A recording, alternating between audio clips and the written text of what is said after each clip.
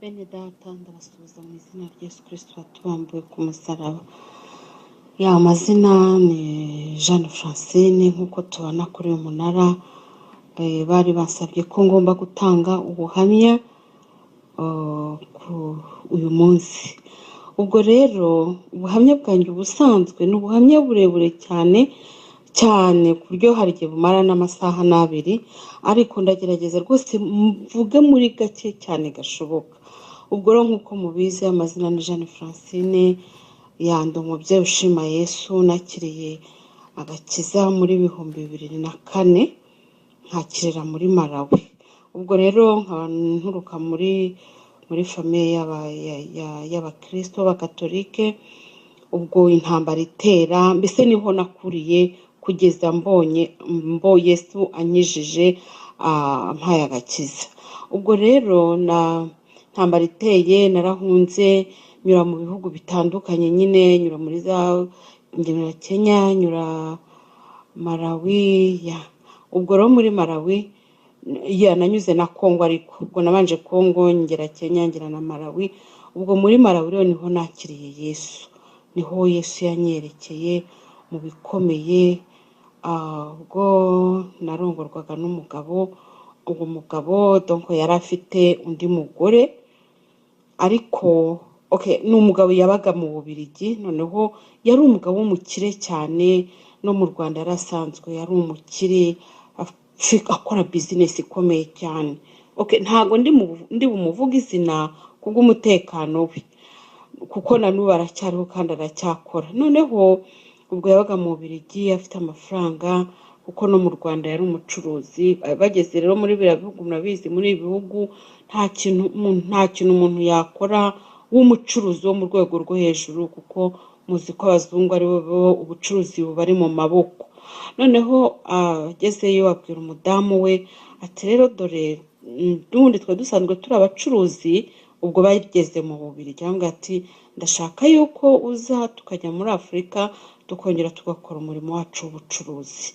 Umudamu aravuga ati ngiye sinshaka gusubira muri ati ndashaka ko dusubira muri Afurika noneho tugakora umurimo wacu w'ubucuruzi. Ati dore abana bacu bamaze kuba bakuru, tuzabasiga tujye tuza kubasura nta kibazo.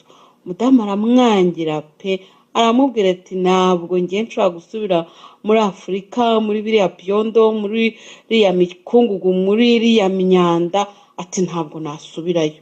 Aramubwira ati nubwo bwose utasubirayo, ariko ngewe nzajyayo, kandi rwose ati ntabwo nshobora kwicara nta kintu nkora.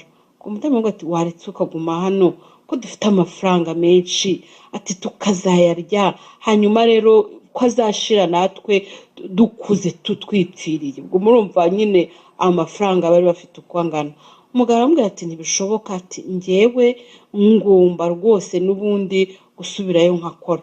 Umudamu aravuga ati genda. Umugabo aramubwira ati ariko nubwo bwose umbwiye ngo ngende, aramubwira ati ningerayo n'ubundi nzashaka umudamu, ntabwo nzabaho gutya. Ati urabona, mbese aramusobanurira. Umugore niba yaragira ngo umugabo aramukinisha, ntumbaze. Hari igihe abadamu nyine baba batesi, ugasanga barateta mu bintu bikomeye.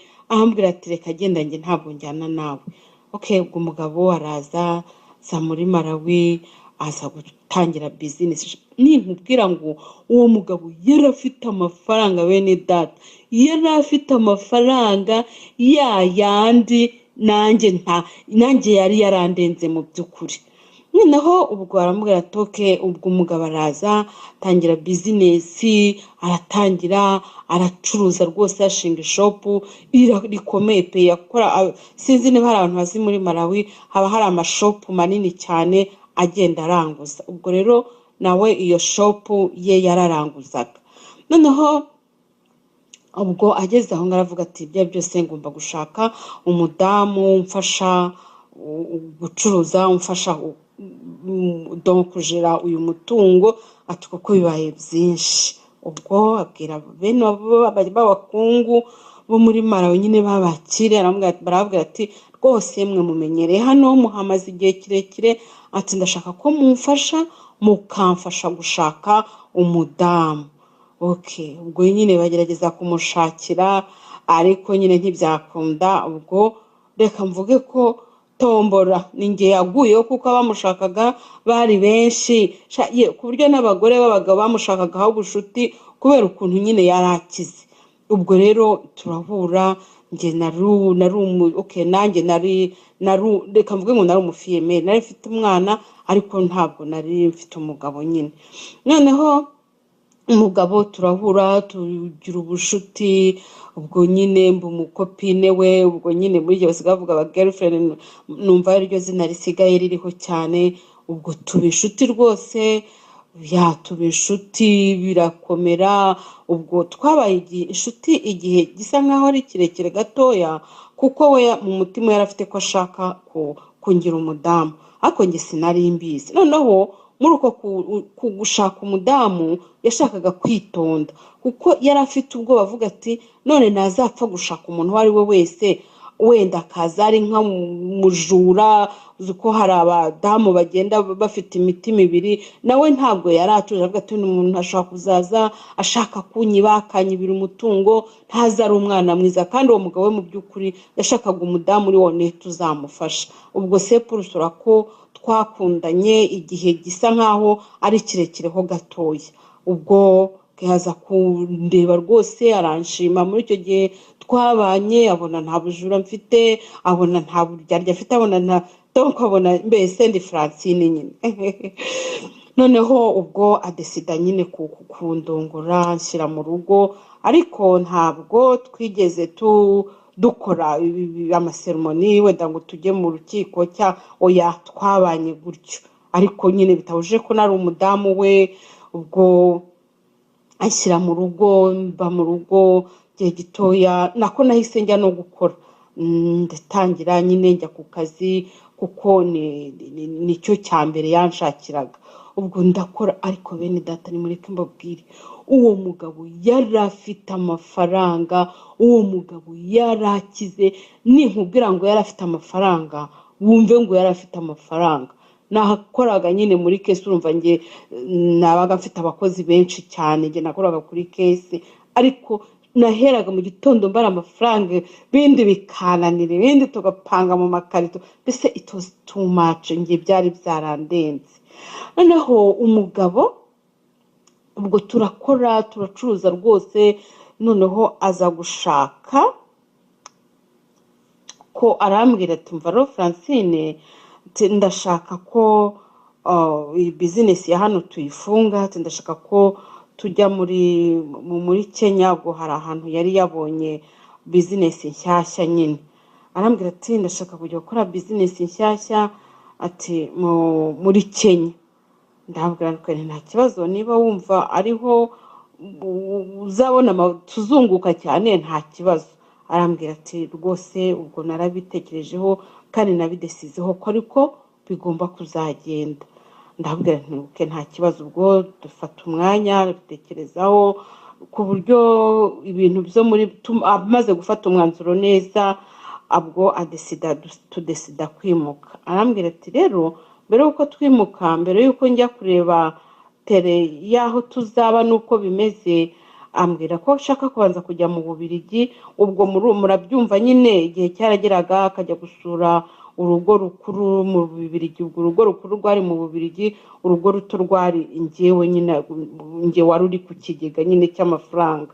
Noneho arambwira ati rero ati mbere yuko twimuka, ati ngomba kubanza kujya muri Belgique nkareba umudamu.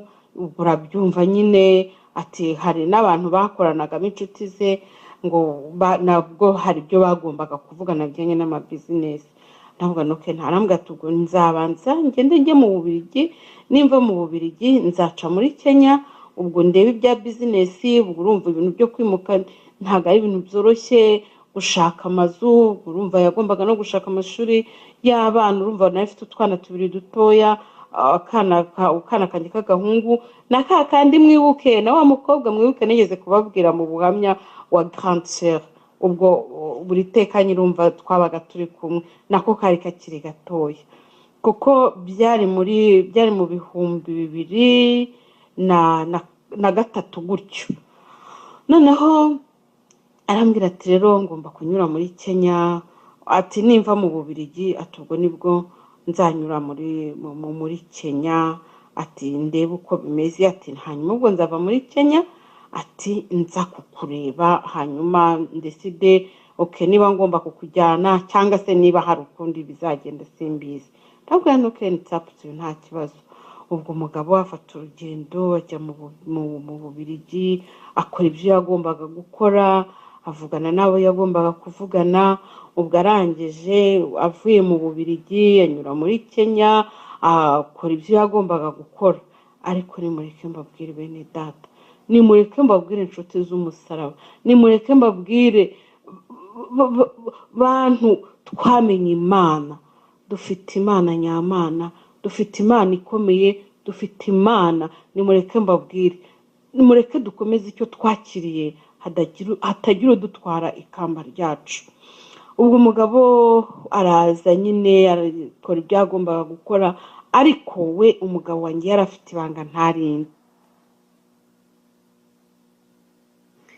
burya bene data Uwiteka Imana yacu yaduhishe ibanga yaduhaye byinshi yaduhaye kumenya byinshi ariko yaduhishe ibanga kubereba mu mutima w'umuntu yabigize ibanga rwose yabonye ko ari we ukwiriye kugera mu mitima yacu kuko ni nawe ugira ibanga dayeri iyo atabiduhisha ntacyo twari kubeshyana uwo mugabo wanjye rero ubwo butunzi bwose yari afite ayo mafaranga ayo mamodoka ibyo bintu byose yari afite ahantu yabikuraga ibanga yari afite yabikuraga kwa Satani yabiheshwaga na Satani ayo mashopu ayo mamodoka ibyo byose yabiheshwaga na Satani noneho rero ubwo yari yaragiranye igihango na Satani kimeze gutya mbere yuko uwo mugabo yatangiraga bizinesi yagombaga kubanza gutanga igitambo ni ukuvuga ni umuntu nyine yatangaga abadayimoni bakaza bakamunywa amaraso bamara kumunywa amaraso nyine umuntu agapfa abadayimoni bakagenda igitambo kikaba kirabonetse umuntu yakora bizinesi yakunguka nuko noneho ariko icyo gitambo yatangaga ntabwo cyabaga ari igitambo icyo ari cyo cyose cyabaga ari igitambo kondisiyoneri ni ukuvuga ko yagombaga gutanga umuntu akunda wa wundi akunda koko mu buzima bw'akunda ni ukuvuga ngo nawe iyo yamutangaga iyo yamaraga gupfa nawe yumvaga asigaye afite agahinda afite umubabaro avuga ati mbuze umuntu mu buzima bwanjye kabisa sinzi ko nzabona umuntu wundi ushobora kumusimbura ngiki gitambo abadayimoni babaga bashaka urumva ko nawe babaga bafitemo gahunda yo kumubabaza nyine ibya Satani ntago ari ugukina bene data noneho kandi ariko nanone bari baramuhaye isezerano barambwira ati humura ibyo ari byo byose nta tuzajya twica abandi ariko umugore wawe n'abana bawe barashinganye ntago rwose tuzabakoraho mu by'ukuri nibo bantu bonyine bari bashinganye abandi bose yashoboraga kubatambaho ibitambo babagapfa ubwo rero kenshi yakundaga gutanga abakozi akoresha ko yabaga afite bizinesi nini cyane imusaba gukoresha abakozi benshi nk'ubwo iyo shopu yari nini cyane dufite abakozi benshi ku buryo kuri we byari byoroshye kurebamo umuntu umwe nyine akaba yamutanga ubwo rero murumva kubera ko yari agiye gukingura bizinesi nyine muri Kenya abadayimoni nabwo tuva rero wakinguye bizinesi muri Malawi iba bien igenda neza none ugiye gukingura bizinesi hano Nairobi kandi muri Malawi nta gitambo wigeze uduha ati rero kugira ngo ufungure hano ugomba kuduha igitambo okay umugabo aravuga ati nta kibazo rwose ati igitambo cyanyu rwose ndagifite ndakibaha ubwo hari umuhungu n'umugabo wadukoreraga yari umushoferi wacu yari umwana mwiza vraiment noneho umugabo wanjye yaramukundaga cyane yaramukundaga bikabije biteye ubwoba ku buryo nanjye sinumvaga uburyo ki rwose umugabo wanjye akunda uwo muhungu bigeze aho ngaho uwo nawe yari umugabo yari afite umudamu n'umwana yaragiye no kugira abana babiri noneho ubwo ariko hagati aho uwo mukozi wacu yarakijijwe amina yari umurokore yakoreraga Imana icyo gihe yari perezida wa korari aho ngaho ndashima Yesu, ndashima Imana, ubu rwose yamuhaye promotion, yabaye promoted, ubu ngubu ni pasiteri nawe aba hano muri Amerika. Noneho kuko umugabo wanjye yamukundaga niwe yadesize gutanga, arababwira ati rwose hano mfite umuhungu nkunda cyane muramuzi, ati ubu ngubu nyine arababwira ati nuriya mbaha. Abadayimoni batireka da, baturiya ntago tumushaka, baturiya ntago tumushaka, amaraso ye ntabwo twayanywa, amaraso ye ntabwo akorana n'ayacu, atedaye n'amaraso ye aratunukira, ntago dushobora kuyafata. Umugabo nyine biramuyobera ati noneho se ubwo mu gihe akijijinganya abadayimoni arabwira ati yariga, ati ntugire ikibazo, noneho natwe rwose twihitiyemo, dufite igitambo natwe twarirebeye, ati noneho nitwe twihitiramo. Umugabo aravuga ati nta kibazo rwose mwihitiremo. Abadayimoni aravuga ati uzi igitambo twahisemo, turashaka uriya mudamu wawe mushyashya, uriya Francine. Ye baba we, umugabo bise biramuyobera. Mu by'ukuri nawe byaramutunguye, murumva yarahanye igihango na Satani nawe yari yaramuhaye amasezerano ko atazamukorera ku mugore, atazamukorera no ku bana. So umugabo rero yari yaribeshye, yibwira ko ahari nanjye ndi umugore, ariko mu by'ukuri bene data ntabwo nari umugore. Umugore wa kabiri ntabwo aba ari umugore, aba ari umujura, aba yaje gutera agahinda mugenzi we, aba yaje kwiba ibya mugenzi we, aba ari indaya. Reka mbivuge, sintinya kubivuga kuko Kirisito ayo mazina yose mabi yankuyeho. Ubu nanjye yangize umubyeyi ushima Yesu, ndamushima kandi ndamuvugira, nkavuga imirimo ye n'ibitangaza bye yakoze. Mana yacu ishimwe cyane. Noneho umugabo aribeshya aravuga ati ubu ngubu ubwo Francine ari umugore wanjye ntago bashobora kumusaba. Agiye kwiroturuva ni njyewe basabye.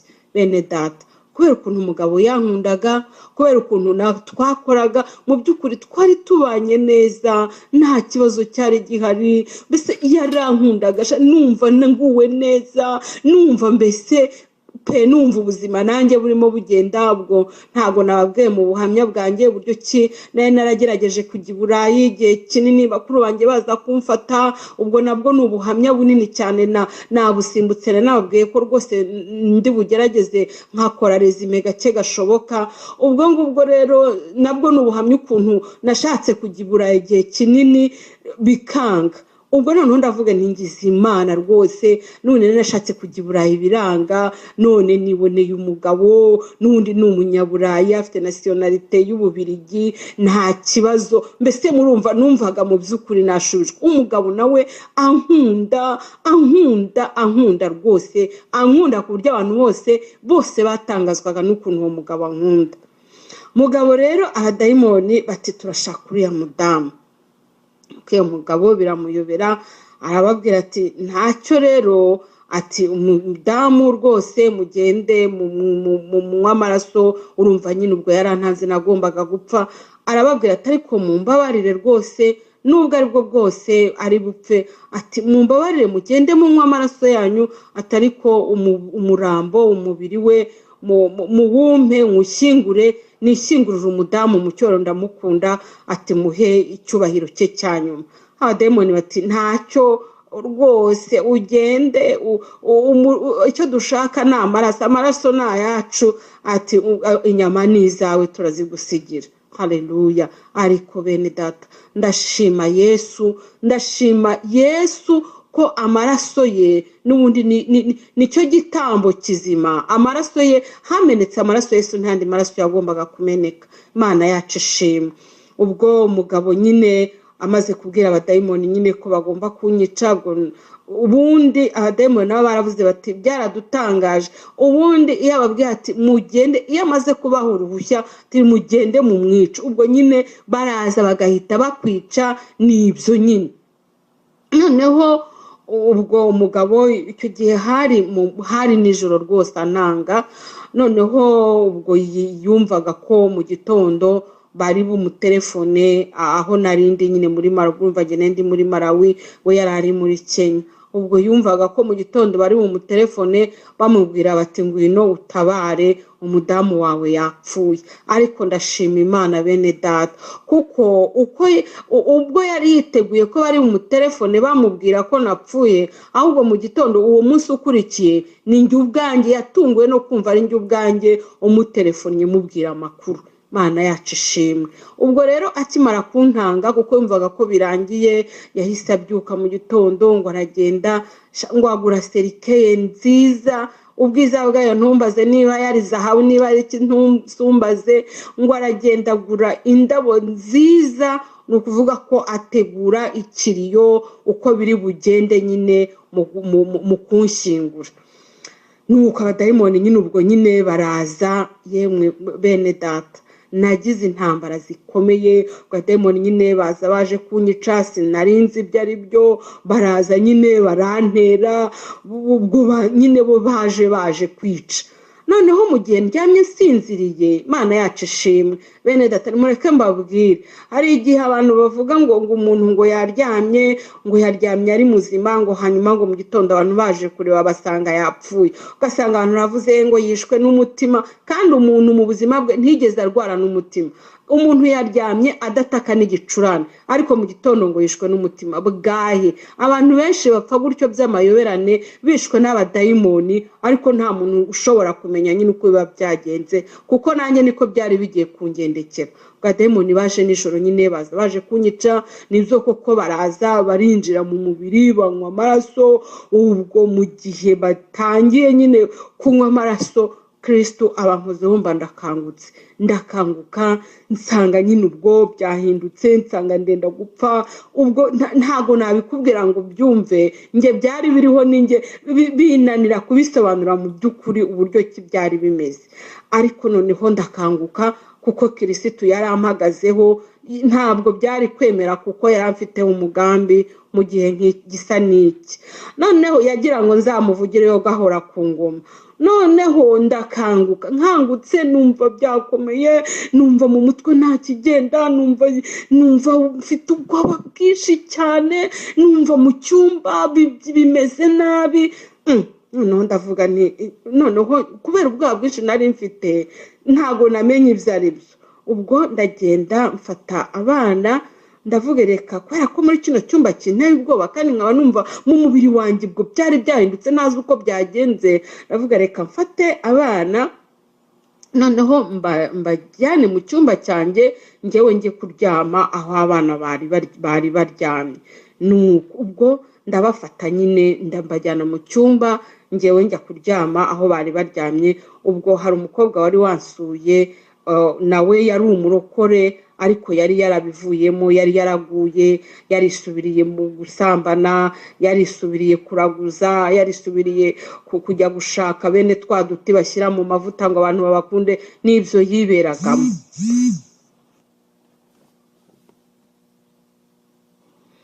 Nuko ubwo abana nyine mbajyana mu cyumba, noneho njya kuryamana n'uwo mukobwa. Mu gihe ntangiye kongera gufata agatotsi ngo nsinzire, yewe bya bintu birongera biragaruka nyine, noneho biramfataje, noneho byenda kunyica, biraza nyine binywa amaraso. N'abadayimoni nyine, umutima numva ugiye guturika, numva umutima ugiye gucika. Ubwo mpita nkangura Christine wa mukobwa nyine, nubwo ntibyuka unsengere ndapfuye, nk'ibintu byanteye, ni rwose nimbabarira wowe ukabyara unsengere. Ubwo arabyuka. Nimureke mbabwire bene data, kumenya Yesu ukamuvaho ni akaga gakomeye. Kumenya Yesu ukongera ukamurekura ni ingorane zikomeye, kubera ko umukobwa yari yaramenye Yesu akamuvaho. Naramubwiye ngo nansengere, noneho yansengera nkumva aravugira kure, nkumva ururimi rwe ntago ruva mu kanwa, nkumva mbese ameze nk'umuntu urimo kuvugira mu mwobo hasi nko muri metero 10 cyangwa 15 z'ubujyakuzimu, nkumva ni nkaho ariho arimo kuvugira ko sinumvaga ikintu avuga, kubera ko yari yamenye Yesu arongera amuvaho. Ndavuga ni Kristo ntabwo urimo kunsengera, nireka njyewe nisengere rwose. Ubwo ndaterura isengesho ndasenga, numbaze ngo nasenze gute, numbaze ngo nasenze mvuga iki, simbizi icyo nzi cyo nuko nasenze kandi narasinze isengesho ryanjye mu ijuru bararyumva. Kuko nkimara kuvuga ngo amen, abadayimoni noneho bahise, ubwo nari navuzemo Yesu murabyumva, noneho abadayimoni bumva Yesu nabo bacika intege zo kwica, ubwo iryo zina riba ribaciye intege, noneho baratangira ahubwo noneho bari manifesta inyuma. Biragaragara ko mbere bari imbere gusa utamenye ibyo ari byo, noneho inyuma baratangira nyine bakora manifestation, tangira mpinda umushyitsi, ibintu nyine birakomera, bigaragara ko hari izindi mbaraga zari zindimo. Noneho Christine mwumva ko yari umurokorekazi, yari abizi by'abadayimoni, njye mu by'ukuri nabyo narinzi. Arambwira ati Kigozi we, ati abadayimoni baguteye, ati dore ataba n'abadayimoni, ati nuko nguko bafata, ati kandi shaho abadayimoni barica, ati yo baje kwica umuntu, ati rero ati nta kintu gishobora kubakiza, ati kereka ati iyo wemeye ukihana ugakizwa bakagusengera ukakira Yesu. Noneho kuko n'abadayimoni nyine bari bamaze kumujyamo kugira ngo antere ubwoba, akavuga ngo kandi rero ngo reka nkubwire, ngubwo se ngo wakwihana, ngubwo se wakwemera gusiga uriya mugabo. Agaseka cyane ngo sha urapfuye, ahubwo wowe ngo birarangiye. Ndavuga Kristo mbabarumbwire, bihana bate, bigenda bite, umuntu abumurokora ate kugira ngo mbone ikintu, niba hari ikintu gishobora kunyiza ibi bintu ntinagikora rwose kugira ngo nyine. Ambwira ati kereka nukizwa. Ndavuga ntibakizwa bate. Noneho ubwo nyine yaransekaga cyane kandi ngiye ndimo gupfa. Noneho bene data nagiraga inshuti nyinshi nagiraga icyo gihe, nakundanaga n'abarokore cyane, nibo bari inshuti zanjye, kuko muri ako gace nibo bari bahatuye ari benshi, nk'abikundira nibo nagiraga babakiriya cyane, mbese bari inshuti zanjye pe. Noneho ndabaterefona, ubwo abademoni bakoze icyitwa kujya muri network, barayica pe. Umuntu wese telefone network ntayo, undi telefone nagira Imana namubona, bakambwira ati nawe ari yaraye ku shop, undi gutyo guhera saa 5, ko abademoni baje saa 5, umurokore wabashije kongeraho bwa mbere aje mu rugo yahageze saa 10 za mu gitondo. Kandi ubwo guhera saa 5 murumva narindi mu kuntambara, narindi ku rugamba rw'abadayimoni, sinzi nuko babarwanya, sinzi niki, nugusenga gusa nuko.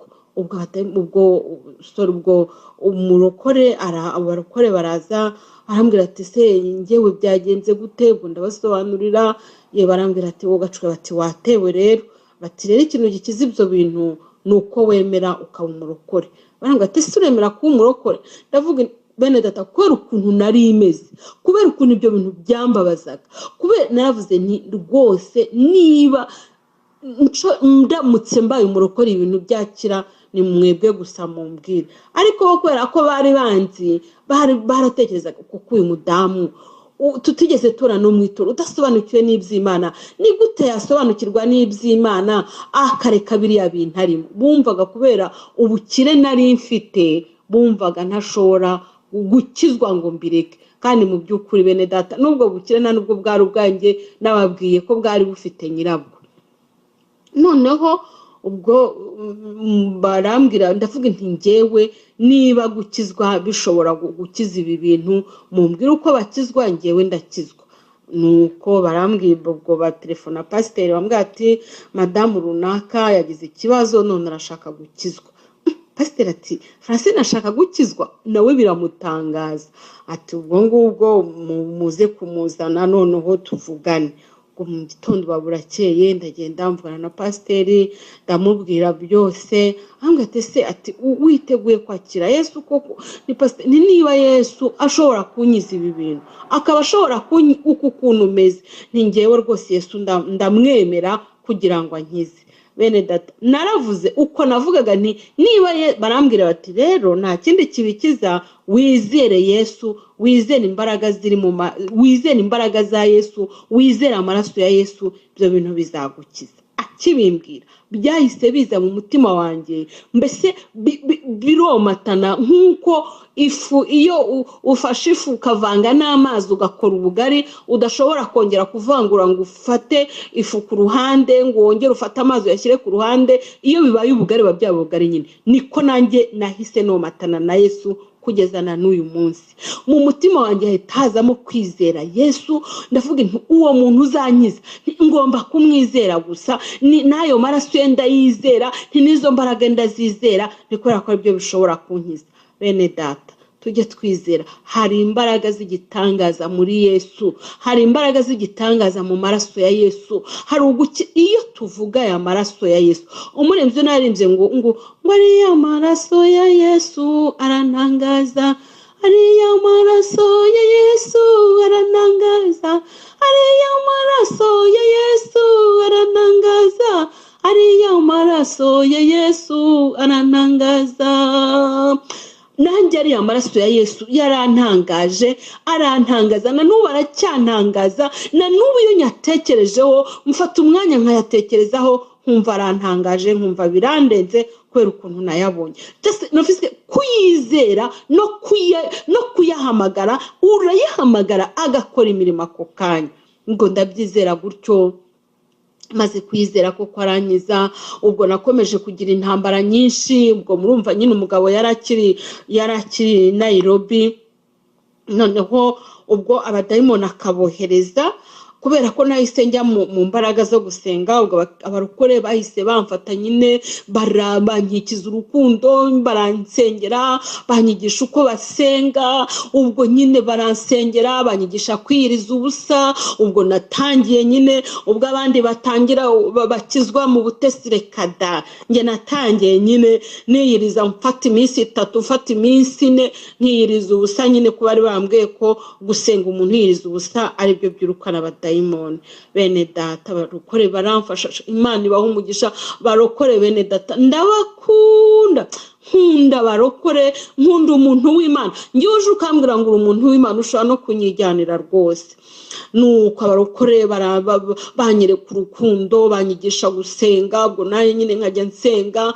Noneho abadayimoni ubwo baza, kuko ninjiye ahandi hantu mu zindi mbaraga, baje kunyica. Noneho kubera ko hari imbaraga z'amasengesho, baravuze ngo barazaga bagasanga muri icyo cyumba ndimo cy'amasengesho ngo huzuye umuriro, ngo hari umuriro nyine wabatwikaga kubera imbaraga z'amasengesho. Noneho bakananirwa kunyica, bakongera bagasubira ku mugabo wanjye, nkavuga ati igitambo waduhaye cyatunaniye, ahantu hari umuriro kandi n'abantu bahari nabo ni imiriro. Iyo tugezemo rero turashya, ntabwo dushobora kumubona ngo tumwice.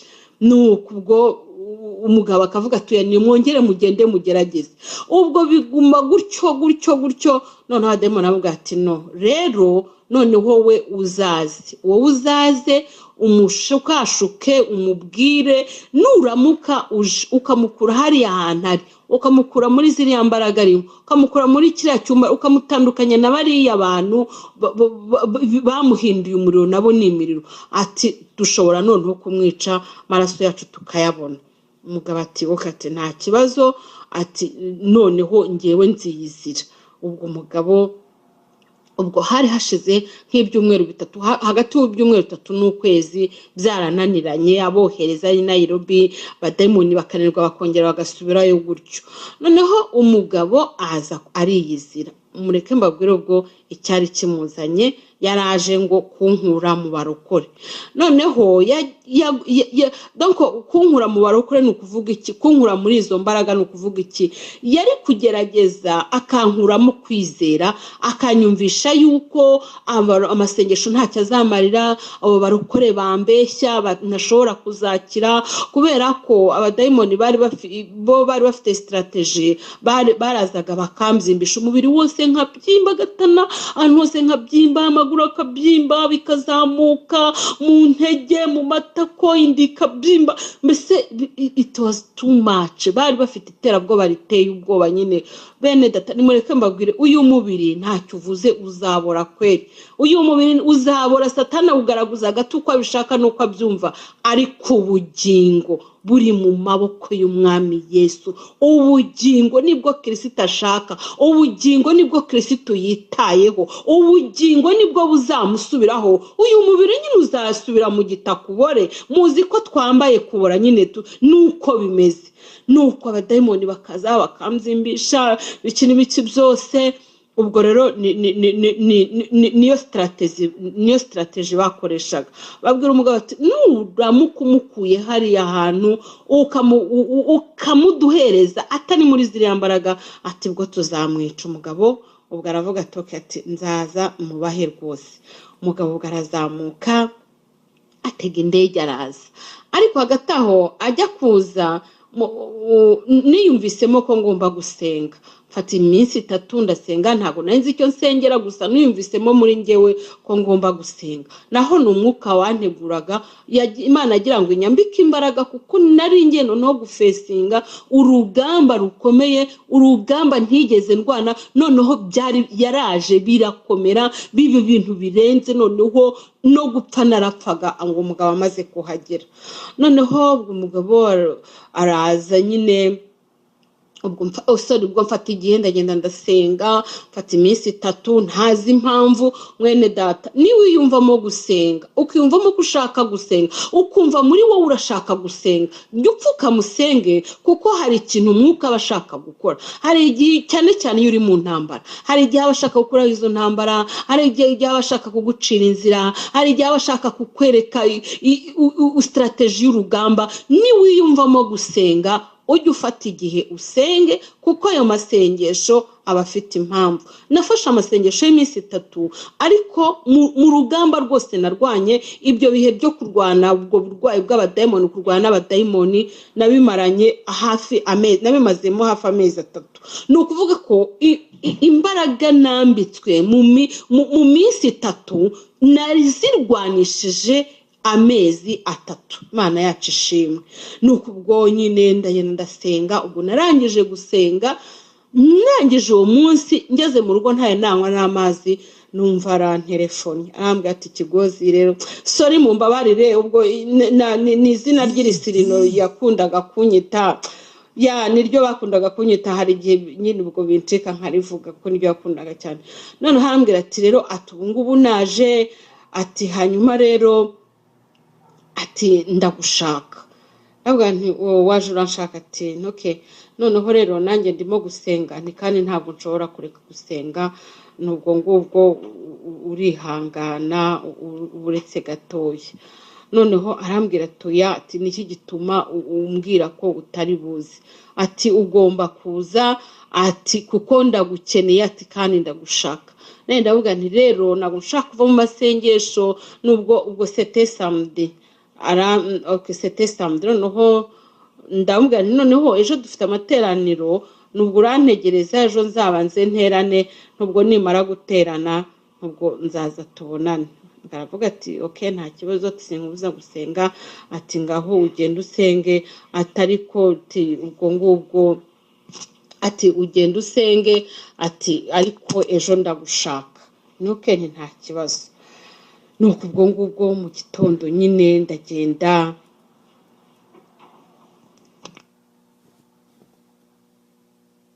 nuko ubwo mu gitondo ndagenda mbwira pasiteri rero umugabo yaje, ni kandi aranshaka, nubwo ngomba kugenda nkamusubiza ibye, kuko ngewe nkimara gukizwa mu by'ukuri ikintu cya mbere nihannye, nahise nihana uwo mugabo. Nahise bamaze kunsobanurira uburyo cy'umugore wa kabiri aba ari umujura, uburyo cy'abatari umugore wemewe. Ubwo mpita barambwira ati icyo kintu Yesu acyanga urunuka. Ubwo nahise numva umugabo wanjye mwikuyemo, rwa rukundo rwose ruhita rushira, numva kabisa penda musezereye.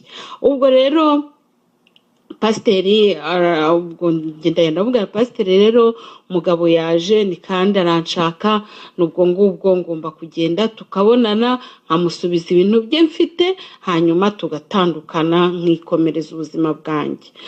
Ubwo pasiteri arandeba arambwira ati Francine we, mbese nawe pasiteri nawe yumvaga, mwibaze icyo gihe cyose nababwiye kuva abadayimoni batangira kuza kugeza ahangaha tugeze, twari tutaramenya ahantu abadayimoni baturuka, bari bataratobora ngo bavuge ahantu baturuka. Kandi muzi ko iyo umudayimoni atari yavuga ahantu aturuka, ubwo nyine haba hakiri urugamba runini.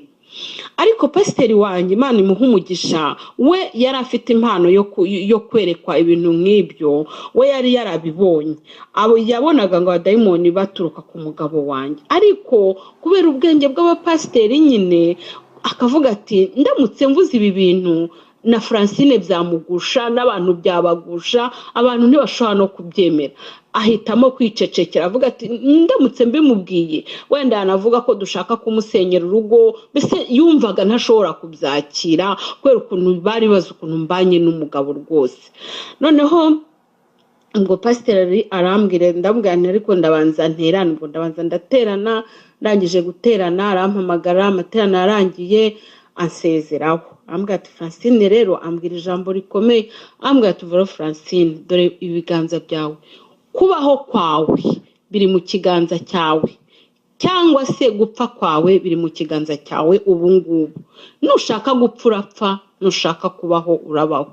Arambwira ati narakwigishije ibintu byose narabikubwiye, ati ngaho genda ubonane n'umugabo wawe.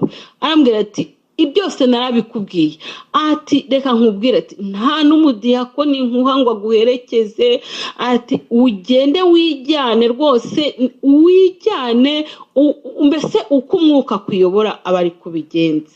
Bene data, abantu bose bari bafite amatsiko, bumvaga ko ndi mu barokore kubera ko umugabo adahari, noneho bakumva ko nindamuka mvuye umugabo naramukaje ubwo iby'abarokore nyine nzabivaho nkamusubiraho. Ariko ntabwo bari bazi ikintu Yesu yateye mu mutima wanjye, nta n'umwe washoboraga kubimenya, ninjye na Yesu gusa twibaniraga. Noneho ubwo ndagenda umugabo njya kumureba aho yarari, ubwo nari nabwiye nti ndaza premidi, ubwo nsanga yanyiteguye, yantekeshereje ibiryo muri resitora. Okay, ubwo turagenda nyine, ariko akabona si mukunze cyane nka mbere, ubwo nyine we agashaka kunyereka urukundo, murabyumva, ariko nge nkamugendera kure nyine, numvaga ntashaka ko ananyegera cyane nyine. Noneho ubwo turagenda tujya muri resitora, turicara, ubwo ndamutekerereza, sheri ambwe se Kigozi koko byagenze gute, gore nyine ndamubwire sheri rwose, ndatangira ndamutekerereza, noneho ko turi kumwe ko yari yazanye na bya bidayimoni byose, uko tuvuga akajya abimpakiramo, noneho abimpakiramo, ubwo noneho ndagenda ndabyimba koko.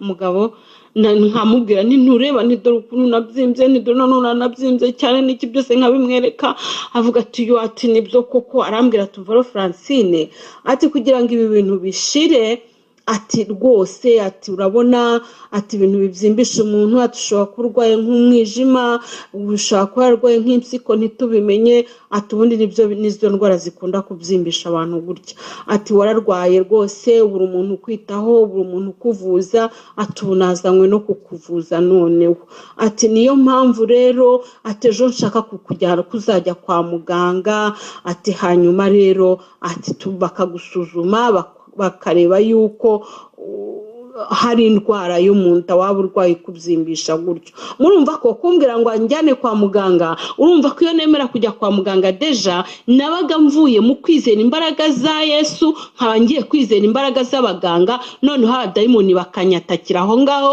ko mvuye mu kwizera. Mwene data, ndagusaba izere Yesu wenyine. Niba warahisemo kwizera Yesu, ukaba warahisemo gukorera Yesu, korera Yesu wenyine, Satani ntakajya kuzana ngo akuvangiragire gutya agukure, kuko buryo Satani adukuyemo ukwizera aba yadushoboye. Ubwo nanjye yagira ngo nkuremo kwizera, just nemere kujya kwa muganga, nemera kujya kwa muganga bamprofite banyicireyo.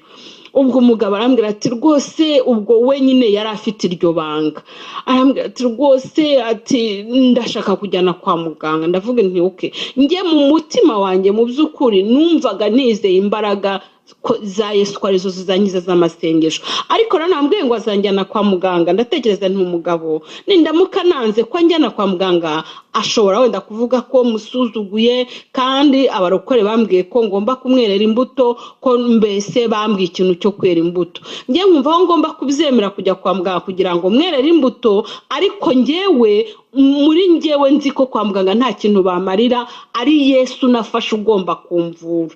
Noneho Yesu nawe ariko kameme areba uko kwizera mfite ntiyatuma njya kwa muganga. Muzi ukuntu byagenze. Ubwo yoke twaratandukanye, ubwo hari ku cyumweru duhura, noneho ubwo dutandukana ku wa mbere, arambwira ati noneho ubwo ejo tuzanza kujyana kwa muganga. Arambwira ati ariko se muri France waje rwose, ubwo urabona njya kurara njyenyine n'iki byose. Ubwo urumva yarari muri hoteli kubera ko mu rugo nyine nta hari hakiriho, ubwo niberaga mu cyumba cy'amasengesho, abana nyine ubwo babaga mu nshuti nibo bari babafite nyine.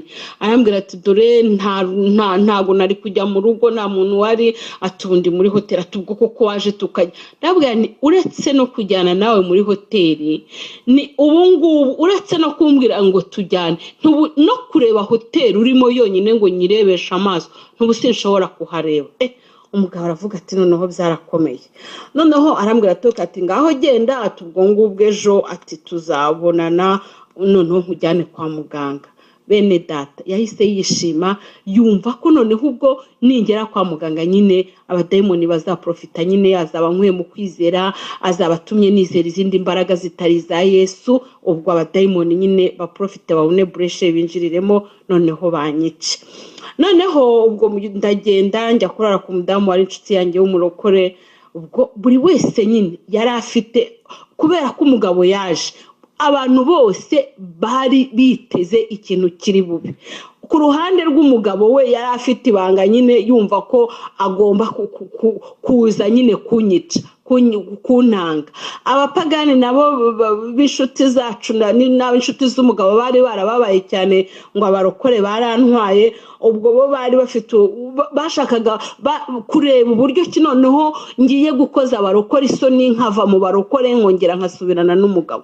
Abarokore nabo bari bafite umubabaro, bavuga bati ubu Francine agiye kugenda, agiye kubana n'umugabo, noneho arapfa burundu. Ubwo bo bumvaga ko nyina buri wese yari afite ukuntu yabifataga mbese ibyanjye. Noneho ubwo ndagenda njya kurara kuri uwo mudamu, arambaza ati ese bite, byagenze gute? Ndabwo shani nabonanye n'umugabo twaganiriye, n'ubu ngubu rero ntiyambwiye ngo ejo azanjyana kwa muganga. Ubwo mubwira ibyo twaganiriye byose. Uwo mudamu, bene data nimureke mbabwire, unuzajya uvugana n'umugenzi wawe, cyane cyane umurokore, ndavuga umurokore mwene so, ujye wumva amagambo akubwira, cyane cyane iyo uri mu bibazo by'uburwayi, by'ibigeragezo biteye ubwoba byo mu rwego rwo hejuru. Hari igihe Imana imukoresha ikamuvugisha ukagira ngo niwe uri kuvuga kandi ari Imana iri kuvuga. Uwo mudamu Imana yaramukoresheje, arambwira ati se nge nti ati ko wari waremeye ko imbaraga za Yesu arizo zizakuvura, ko wari waremeye amasengesho ko ari azakuvura, ibyo kujya kwa muganga ubizanye ute? Arambwira ati reka nkubwire, niba wemera ko amasengesho ari azakuvura, guma mu masengesho, ugume mu cyumba bagusengere. Niba kandi wemera ko kwa muganga bashobora kukuvura, ntago ugomba kubibangikanya. Ubwo uzagenda ujye kwa muganga nyine bakuvure, amasengesho uyashyire ku ruhande. Bene data, iryo jambo yambwiye ryamanukanye imbaraga muri njyewe, mpita ibyo kujya kwa muganga mbivamo. Sinamubwira ko mbivuyemo, ariko mu mutima wanjye bihita byihanaguramo ko ntagomba kujya kwa muganga. Ubwo ndagenda nyine turiganirira, tujya kuryama. Ubwo mu gitondo umugabo yari yiteguye yuko ndi bujye kwa muganga, ku buryo nimureke mbabwire, yarazi ko uwo munsi ndi bupfe, yarazi ko nyine kurya abadayimoni baramubwira ati nitugira Imana tukabona gusa atwemerera akajya kwa muganga, ati ntitwemera ko anararayo, turahita tumwica kigerayo, noneho bazane nyine bazamura umurambo. Ku buryo n'imodoka yari kunjyana kwa muganga yari yashatse imodoka y'ikamyoneti, donc yateganyaga ko ndi bugende ndi muzima ariko ikagarukana umurambo nyine ujyanye muri za morgue. Noneho ubwo bene data byari bikomeye, ariko ndashima umwami wanjye, ndashima Yesu. Hari imbaraga z'igitangaza bene data, turashinganye ubwo turi mu maraso ye, ubwo turi mu mwami Yesu, ubwo turi mu mbaraga za Yesu, ubwo turi munsi y'amababa ya Yesu, ubwo turi munsi y'umusaraba wa Yesu, turashinganye. Satani yaratsinzwe, ntagutera ubwoba, ntakuzane witerabwoba. Ahari waba uri mu ntambara, waba uri mu bigeragezo, waba uri mu makuba, waba uri mu kaga, mwene data izere Yesu nkuko namwizeye akankiza impfu zirenze 3 cyangwa 4. Ubwo umugabo mu gitondo ubwo nari nabivuyemo, umugabo arantegereza, aritegura. Saa moya ziragera, saa 2 sinagenda, saa 3 arambura, saa 4 arambura, saa 5 arantegereza arambura, saa 6, saa 7, bigeze saa 8 arantelefona ambwira Kigozi uri hehe? Ndabwira nti hano. Kuki utaje ngo nkujyane kwa muganga? Ndabwira nurabizi nibyo kwa muganga nabivuyemo ntaho ngiye. Ye baba we bene data, nabimubwiye noneho atumutwe amera nk'umusazi. Arambwira ngo nta kintu mvugana nawe, nta kintu ngera kuvugana nawe, none ahangaha ngwino ndagushaka. Ndabwira ko uranshakira iki? Arambwira ngo ndagushaka ngwino. Ndabwira ndaje. Ubwo ndagenda nyine ambwira aho yarari, ndagenda nsanga ari kumwe n'abagabo nyine b'inshuti ze, babandi b'abakungu basangira n'iki byose biteretse. Ubwo nyine babona ndaje. Ubwo dusa nyine n'abafata akantu kwa kwihugiko gatoya nyine. Ubwo arambwira tumva Kigozi ngomba kukujyana kwa muganga, dore urimo urabyimba ku cyubundi. Ndabwira reka nkubwire ntaho njya, aba bantu bose bari hano nta n'umwe ushobora kumvura. Aba banedayeri rivuro tujyo nta nubwo ari hospital, ni akavuriro kameze nka dispensaire, nta mudokiteri uhari, abahari bose ni abasista medical, so ntabwo nshobora kujyayo. Umugabo noneho mnanze kujya kwa muganga burundu atumutwe, ahita haguruka abwira abantu bose bari barahunga ngo bamwe abantu mwe ngo uyu mugore ngo dorara rwaye, ngo arwaye, abasobanura ukuntu rwaye, ngo none ngo abarokore baramushutse, ngo bazamuvura, ngo dore ngo agiye gupfa, ngo naramuka apfuye ngo amaraso ye ntazambarweho, ngo ubu ngubu ngo nari naje ngo ari we nje kuvuza, ngo none ngo yananiye, ngo ibindi biramureba. Nanjye mpita mpaguruka muri abo bagabo bangana gutyo. Ndabwo ntimureke mbabwire uwo nizeye afite imbaraga, uwo nizeye azamvura, nta imbaraga uwo nizeye ndamwizeye afite imbaraga azamvura. Ndangije ndigendera. Maze kugenda ubwo abantu bose nyine barumirwa, basigara bavuga ngo uriya mugore agiye gupfa n'iki byose, ngo baramukore baramushutse. Ubwo ndagenda mpita ninjira mu ishopu y'umurokore wari uri aho ngaho hafi. No ubwo twari twegeranye, aho twari turi aho ngaho duhagaze, donc hari iruhande rw'iyo shop. Ubwo umugabo ubwo abademoni baramubwira ngo none ngo kwagiye, ngo kandi ngo yari yatubwiye ko ajya kwa muganga akaba tumwicira, ngo biragenda gute? Uwo mugabo arabwira ati noneho nimugende nimumukurikire mumwice, nguriya noneho ndamubahaye mugende mumurangize. Ubwo aho nari ninjiye muri iyo shop y'uwo murokore mwene data, ngize Imana nsanga Yesu yabiteguye, nsanga yo pasiteri wanjye, nsanga n'undi ubwo nafite abapasiteri 2 nsanga bariyo n'uwo nyiriduka ko yari mu diakoni. Noneho ubwo ngubwo yari umubwiriza butumwa. Noneho ubwo ngubwo pasiteri akindeba mu maso, ngo we yahise ambonamo urupfu, kuko yari afite impano izo nyinshi zo kureba kudiscovering ibintu bibera nyine mu buryo bw'umwuka. Ahita angwa mbona mu ambwa ati Francis amakuru yawe ni meza. Ndabwo ni pastor ntuya arambwa ati we mbeshya ntabwo ari meza. Mu gihe ntibivuga kuko umugabo yarayohereje abademoni no ngo banyicira aho ngaho, mu gihe ntibivuga navuga ni pastor ndapfuye. Ubwo mpita mfukama. Ubwo ndabwa nisengera nimusengera ndapfuye. Yaba we ubwo ndapfukama. Noneho mfukamye pastor atangiye gusenga, abadayimoni babinjisha amaraso baranywa. Ndabyibuka icyo gihe namanutse noneho ndapfa neza neza, ndapfa burundu. Ubwo namanutse uko nagendaga mfaranye ngo amaraso ya Yesu, amaraso ya Yesu, amaraso ya Yesu, amaraso ya Yesu, amaraso ya Yesu. Mu gihe umwuka uheze neza nibwo navuze nti igare riraje. Namwe murabizi ikigare rivuga urupfu. Ba pasiteri barumirwa, ubwo nyine ndapfa, ibimenyetso byose byo kugaragara ko napfuye, mbese nitamba umurambo nyamurambo nyine. Ubwo abadayimoni bati turamwishe nyine, noneho birarangiye. Nta ubwo bahita bamvamo, bahita basubira aho umugabo yari ari, baramubwira bati noneho turamwishe, birarangiye, turamurangije. Ariya maraso ya Yesu arantangaza, ariya maraso ya Yesu arantangaza, ariya maraso ya Yesu arantangaza, ariya maraso ya Yesu arantangaza, ariya maraso ya Yesu arantangaza, ariya maraso ya Yesu arantangaza, ariya maraso ya Yesu arantangaza, ariya maraso ya Yesu arantangaza, ariya maraso ya Yesu arantangaza, ariya maraso ya Yesu arantangaza.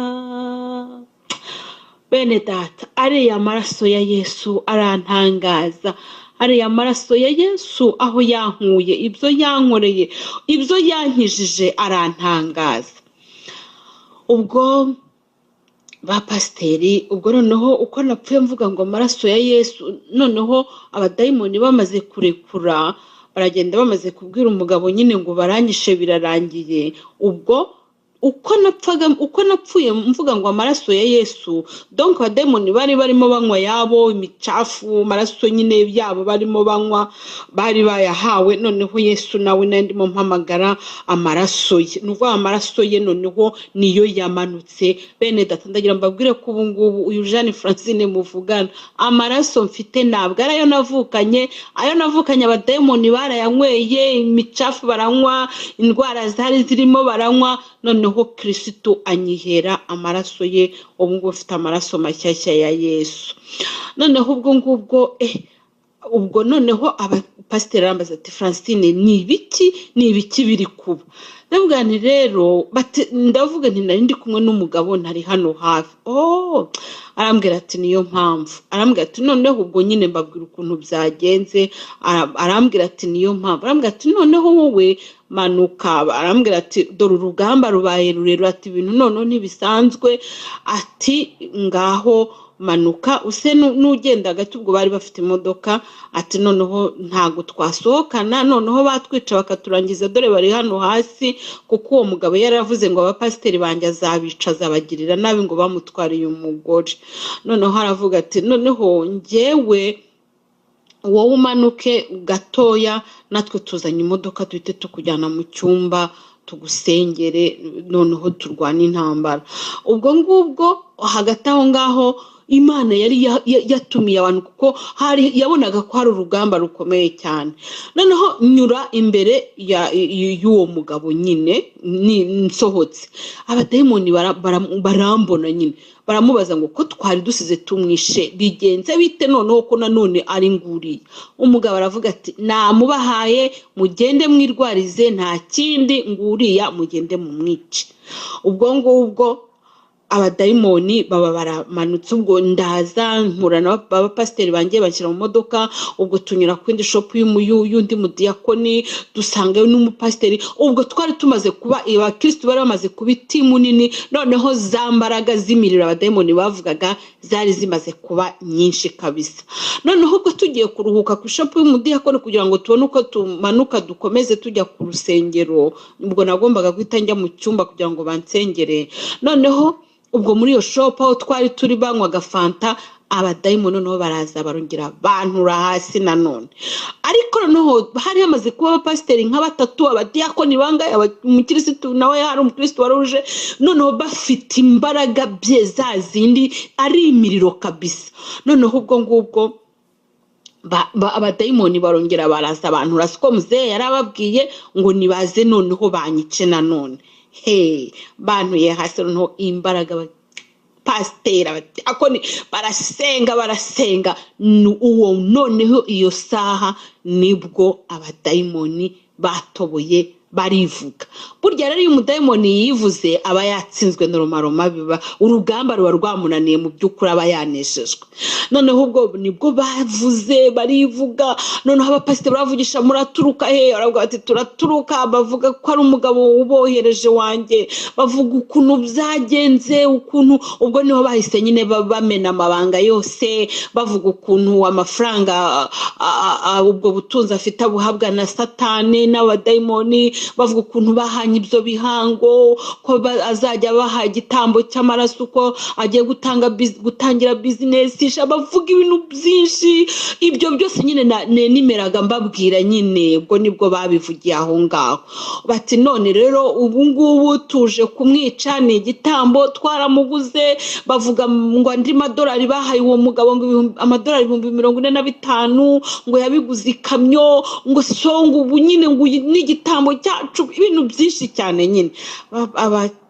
Pasiteri avuga ati ntabwo mumwica rero, ubu ngubu arashinganye. Nabo bakavuga ngo n'ubundi ngo byaratuyobeye, ngo ubundi ngo nta gitambo ngo ajya duha ngo kitunanire, ngo ariko ngo uyu nguyu ngo niwe wa mbere ngo rwose ngo twagerageza kumwica ngo bikanga, ngo natwe byaratuye, ariko abadayimoni ngo natwe byaratuyobeye. Abapasiteri ngo ntimushobora kumwica rero, ari ahantu nyine agoswe n'umurata, ubwo muzashya mushire. Nuko ubwo bene data, ubwo rugamba ruba rurakomeye, ariko ndagira ngo nkubwire mwene data, hari imbaraga z'igitanga imirimo y'Imana. Nimureke mbabwire muri Yohana ibice 9:3 havuga inkuru z'umuntu wavutse ari impumyi yabuvukanye. Noneho abantu baraje babaza Yesu, arabaza ati ariko se mwami, uyu niwe wakoze icyaha cyangwa se ababyeyi be nibo bakoze icyaha? Yesu yabashubije ijambo ryiza cyane, arababwira ati ari uyu nta cyaha yakoze, ari n'ababyeyi be nta cyaha bakoze, ati ahubwo kwari ukugira ngo imirimo y'Imana, imbaraga z'Imana zigaragarire muri we. Imana itugirire neza. Ni ukuvuga ko hari igihe Imana ijya yemera, haleluya, hari igihe Imana ijya yemera ko imirimo yayo igaragarira muri wowe cyangwa se igaragarira muri njyewe. Kadusome mu izina rya Yesu. Haravuga ngo akige ku murongo Yohana, ubutumwa bwiza bwa Yohana ibice 9:3 aravuga ngo Yesu arabasubiza ati uyu nta cyaha yakoze cyangwa ababyeyi be, ahubwo ni ukugira ngo imirimo y'Imana yerekanirwe muri we. Amen. Bene data, hari igihe Imana ijya yemera kugira ngo imirimo y'Imana, kugira ngo imirimo ye yerekanirwe muri wowe. Nanjye ndashima Imana cyane kuko Imana yemeye ko imirimo yayo igaragarira muri njyewe. Hari abantu benshi cyane bakize kubera ukuntu babonye nari meze. Hari abantu benshi cyane bizeye Imana. Hari abantu benshi cyane bamenye ko burya koko Imana ibaho. Hari n'abandi banamenye ko rega abadayimoni babaho. Hari n'abandi bamenye ko Satani abaho. Hari n'abandi babashije kumenya itandukano riri hagati y'imbaraga z'umwijima n'umucyo. Mbese ndashima Imana cyane ko nanjye hari imirimo y'Uwiteka yagaragariye muri njyewe. Imana ihabwa icyubahiro. Noneho ubwo turamanuka turagenda tujya mu cyumba, ubwo noneho iryo joro ryose habaye intambara zikomeye. Abadayimoni barivuga, abadayimoni banga kugenda, abanyamasengesho barasenga, ubwo abanyamasengesho bahita bafata amazamu. Ubwo noneho habaye intambara zikomeye. Urumva ko noneho yarari hafi yanjye. Abadayimoni bakagenda bakabamugeze bati aratunaniye. Umugabo akavuga ati nimusubireyo. Ubwo mbese biba muri iyo mikino. Ariko ndashima Imana, ubwo ku munota wa nyuma nyine dayimoni baragerageza biranga birananirana. Abanyamasengesho bafata umwanya mwiza wo gusenga. Ubwo nanjye banyigisha uko nsenga, ubwo nanjye saranyigishiriza. Nimureke mbabwire, nabanye na Yesu. Nimureke mbabwire, nabonye Imana, nabonye imbaraga z'Imana, nabonye gutabarwa kw'Imana. Bene data, hari byinshi cyane ubwo ntavuze, hari ibyo nasimbutse. Nababwiye ko ubuhamya ni burebure cyane, ariko nagerageje gukora uko nshoboye kugira ngo mburezime ntabwo nabivuga ngo mbirangize. Hari abantu benshi bagira amatsiko bakaza tukiranywa nkababwira bakanga guhaga bati dusubiremo, ariko ndashima Imana byageze aho ngaho nanjye ndakomera. Abanyamasengesho bangisha gusenga, ndasenga rwose. Yesu aranyigisha, Yesu abana nanjye nakiriye mu mutima, Yesu araneshereza bene data. Ubwo abadayimoni bageze aho nyine birananirana, babona ko ari imbaraga z'igitangaza ziri ahantu ndi, babona ko batahangana, abadayimoni bararangije bararekura baragenda. Ubwo rero ndashima Imana, ndi muzima ndamahoro. Ubwo nyine ibyo ntambara zose zamfashe amezi nk'atatu niba nibuka neza. Ubwo ayo mezi atatu narindi ku gasambi mu cyumba, ku gasambi mu cyumba niho naryamaga, niho niberaga. Ubwo ngubwo rwose Imana yanjye ishimwe kandi habwa icyubahiro ko yankijije. Bene data, ntitukirukanyira ubutunzi, ntituba tuzi aho bwavuye, ntitukabona abo bantu batwara imodoka, ntitukabona aba bantu bo mu rwego rwo hejuru bakize ngo tuvuge ngo ese buri nimureke mbabwire. Ntago ntushobora kumenya ibibera muri iyi si, ntushobora kumenya uko ibintu bimeze, ariko ndashima Umwami kuko ajya dusobanurira, ajya dusanga akatubwira ibye. Kandi nawe rwose iyo wamwizeye akubera Umwami mwiza, akagutabara mu bikomeye, mu biteye ubwoba. Ajya atanga ingabo nyinshi, niko ijambo rye rivuga ngo zatanga ingabo nyinshi ngo zipfe ku bwacu. Bene data, hari ingabo nyinshi cyane zapfuye ku bwanjye. Bene data, nabonye Yesu atabara, nabonye urukundo rwa Yesu. Hari igihe Imana ibaha umugisha bene data, nshuti z'umusaraba. Nimureke mbabwire, turavuga ngo tugasenga ngo Imana ngo Yesu ngo dutwikirize amaraso yawe. Muvuga ayo maraso mu by'ukuri muramutse mumenye imbaraga ziri muri ayo maraso. Nge narazibonye gutya face to face. Hahandi navugaga ni amaraso ya Yesu, amaraso. Abadayimoni bagahunga, abadayimoni bagashya bagashira kubera iryo zina Yesu, kubera iryo zina amaraso ya Yesu. Ndashima Imana rero ko ndi muzima, ndashima Imana ko ndiho, ndashima Imana ko ndi umubyeyi ushima Yesu, ndashima Imana ko Yesu yanshyize mu murimo we, ndashima Imana ko Yesu yampaye kumuvugira. Bene data, iyo ataba Yesu ubimva yanjye yaramezeho ibyatsumba, naramaze kwibagirana, ubumba nkubitwa ibiboko kwa Satani. Ariko ndashima Imana ko umunsi umwe uyu mubiri wanjye numara kubora, umaze kubora, amaso yanjye azareba Umwami wanjye, n'amaso yanjye azamureba, ntabwo ari ayundi. Iryo ni ijambo ry'Imana, niko Yobu yavuze ati umubiri wanjye numara kubora, amaso yanjye azabona Umwami wanjye. Haleluya. Rasate pareshere rosati karasandeshe parosandete. Maso yacu azamubona, ntabwo ari amaso yundi azamubona, ahubwo n'amaso yawe, n'amaso yanjye. Niriya sandeshe takere se take ropasa, nitubana nawe amahoro. Haleluya.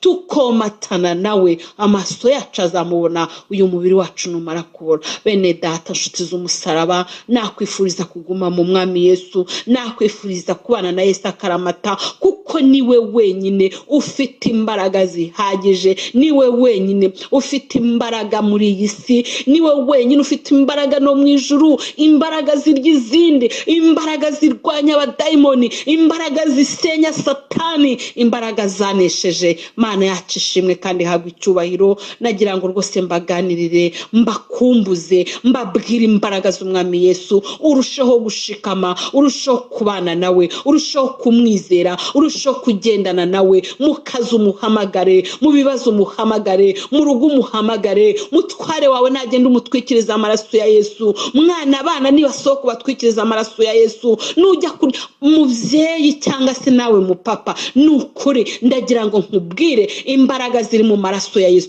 nukuvuga ngo ninjye narazibonye ibyo byose nkubwira nakijijwe nayo maraso ya Yesu nakijijwe no kwizera amaraso ya Yesu nakijijwe no kwizera imbaraga ziri mu maraso ya Yesu umwami wacu Yesu abagirire neza ni Jeanne Francine mwaganiraga wabwiraga imbaraga z'Imana kandi nayo nakwifurizaga kuguma muri Yesu iminsi yose haleluya kubera ko aratuzi kandi azi n'amazina yacu Yesu rero yaguhamagaye agufiteho umugambi Yesu yaguhamagaye kuko hari icyo yagira ngo uzakore muri ubu bwami muri iyi nzira y'ubwami bwa haleluya umunezero ngo niba utari n'intyoza ngo vuga gusa ko Yesu akiza ibyo ngibyo biraba bihagije bwira umuntu ko Yesu amukunda ibyo biraba bihagije nanjye nifuje kuganira namwe haleluya kuko nzi ko umwami wanjye ashobora byose kandi nta kibasha kurogoya imigambi ye Imana ibaha umugisha ndabakunda Uwiteka abagirire neza ni Jeanne Francine mwaganiraga shalom shalom